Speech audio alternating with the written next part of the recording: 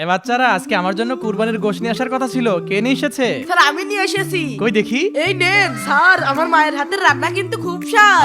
আসলেই রে। আসলে তো বিরাট বাসনা করছে। এই আগামীকালকে কে খাবার নিয়ে আসবে? আরে আল্লাহ, আমারই আবার বলে নাকি? আদু তুই খাবার নিয়ে আসবি কিন্তু। আচ্ছা স্যার। আদু খাবার আরে তোরা নিয়ে হাসছিস আসবে। কেন? কিছু না স্যার, এমনি।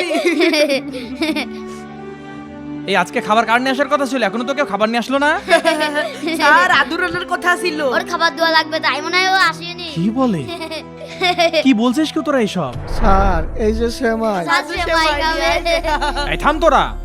দে আদু আমাকে সেমাই দে। এই আদু সেমাই কেন? তোর বাড়ি কুরবানি ছিল না? স্যার আমরা গরিব মানুষ, আমাদের কুরবানি ছিল না। তাতে কি, এরা তো তোদের প্রতিবেশী, তোদেরকে মাংস দেয়নি? না স্যার, ওরা কেউ আমাদের গোশ দেয়নি। এই গুলটে, তোদের বাড়িতে কি কি কুরবানি ছিল? স্যার আমাদের সাইডে ছাগল 2 লাখ টাকা, সব ফ্রিজে থুয়ে দিছি, মাত্র হাফ কেজি খাইছি। আর খোকা, তোদের বাড়িতে কি কুরবানি ছিল? স্যার আমাদের বাড়ি 4 লাখ টাকা দামের একটা গরু কুরবানি ছিল।